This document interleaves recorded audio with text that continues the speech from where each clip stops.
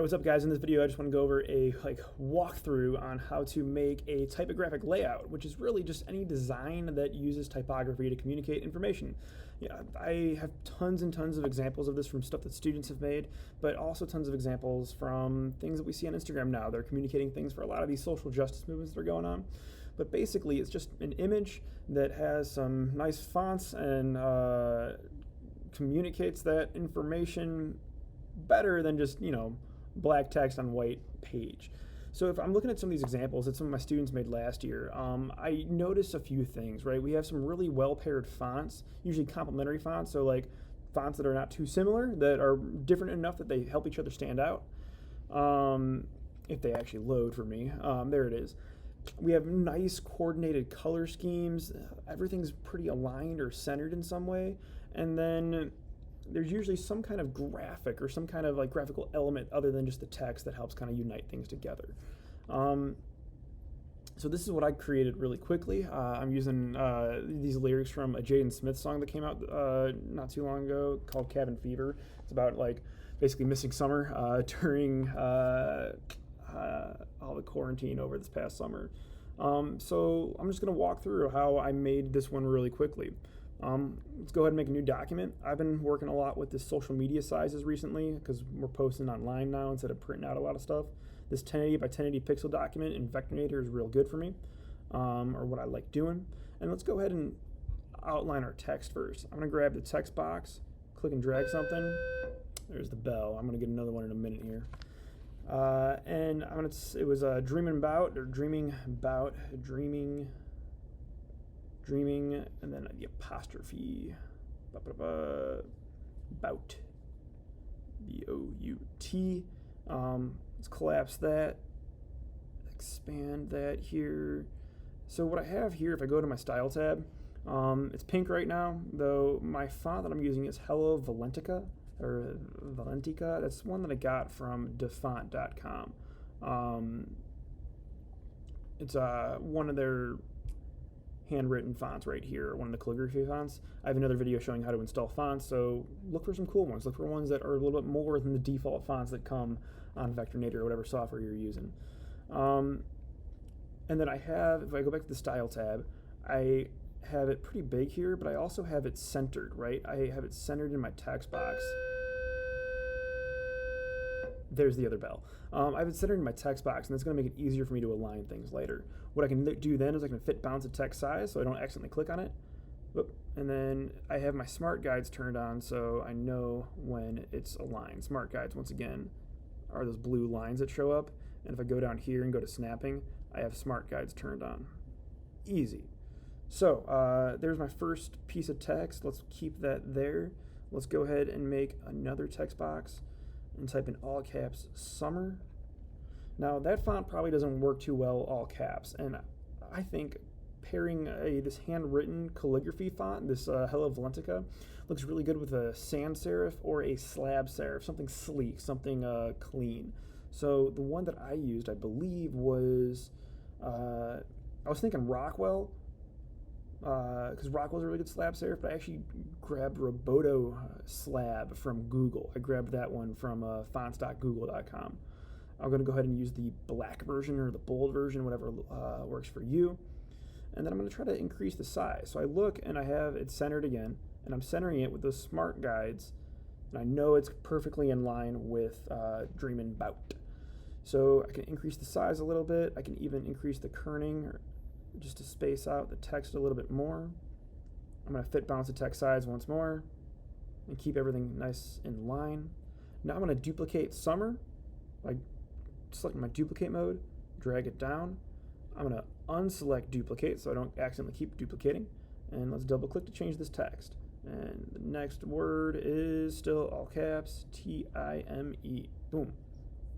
So time, I could probably maybe increase the kerning a little bit, but I think it doesn't look that great with how big the M is. So I'm going to increase the kerning. These are just, thoughts that I'm having as I'm going about the design process here.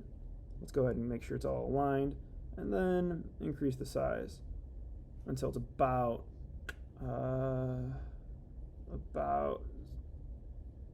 the same size. That looks good. All right, so Let's go ahead and fit balance the text size again. Now, there's been like a little small adjustments. When I'm working on the iPad, sometimes I accidentally touch things and they just move a little bit in Vectornator. So let's go to our Align tab, or our Arrange tab, and I'm going to go ahead and click and drag and select all these.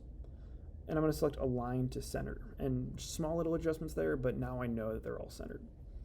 So let's think of some more things. Let's, I know before I had just a box that just kind of like emphasized summer. I'm going to go ahead and grab my rectangle tool, drag a box around summer. And here's a problem, is that right now it's all pink fill. I'm going to go over to fill. I'm going to turn off the fill. And I'm going to turn on the stroke. And I had the stroke be the exact same pink as the text right now. You can do that with the eyedropper. But let's go ahead and center that too. Whoops. Let's go ahead and center that now. Select them all. Go back to my arrange. Click centered, and it looks like it was pretty decent already. I can also, if I want to, make sure summer and the box are centered vertically. And then once again. Cool. Other things I can do with this box, if I was interested, I could, in my style tab, I believe, yep, let's close this and change my corner radius if I wanted it to be more rounder. Because maybe I think of summer, I think of round, whatever. I think the sun is round. So let's go ahead and grab something else too. What's really cool about Vectornator is this has this awesome cache or stock of icons. If I go to the add button where I usually add like a photo in Vectornator, I can go to the Iconator, which has over 80,000 free to use icons. So if I just Google like search sun, all these really cool icons that Vectornator has for free that I can just drag and drop and use. So I'm going to click on one. Let's go ahead and do some basic sun. Comes in a little bit small. So I'm going to grab my scale tool, scale it up, change its fill to be the same color of pink, and scale it down a little bit more now too. Put that in the corner somewhere nice, somewhere it fits in. Probably a little too big there, so let's scale it down a little bit more. Again, I'm just narrating thoughts that I'm having as I'm going through the design process.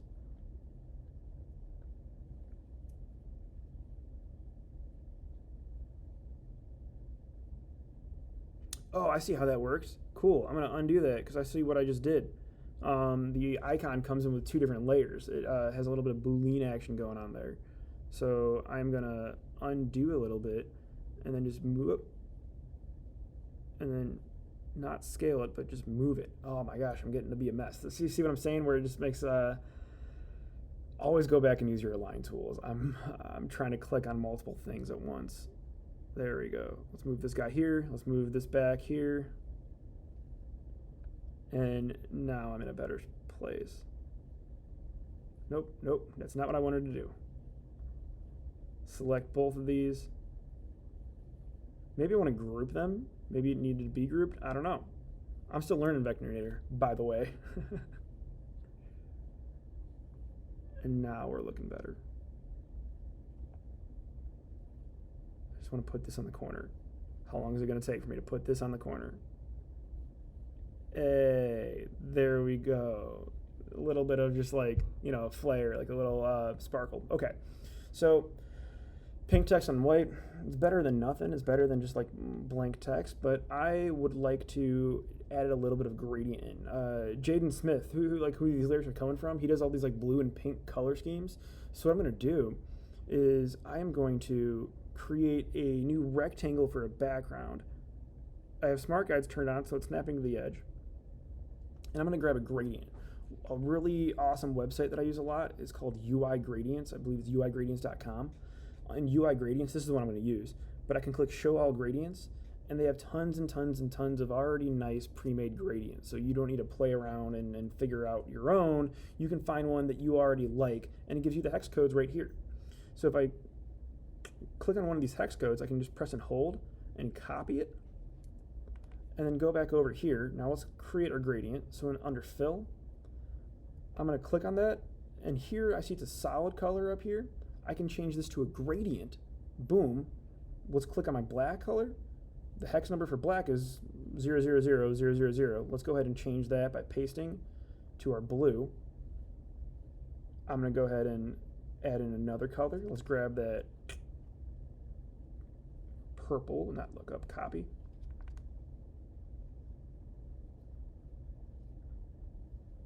Nope, didn't copy it.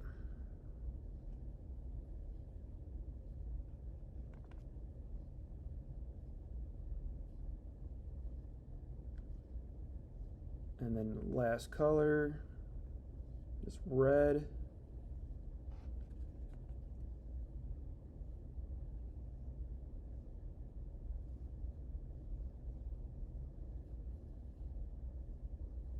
Boom. So now I've got a nice gradient.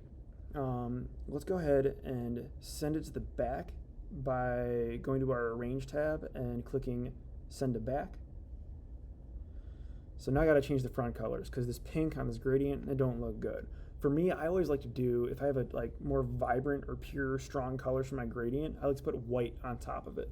So I can go ahead and lock this by going to my layers, clicking lock, so I won't accidentally select my gradient now. And then let's go ahead and select all of my text, maybe my sun too, because those all have a pink fill. Let's change the fill to white. And then let's change the stroke on my box to white. And that's already looking kind of good. I don't really like the vertical gradient very much, so maybe I want to unlock that and rotate it a little bit. Unlock that, there it is, and rotate it a little bit.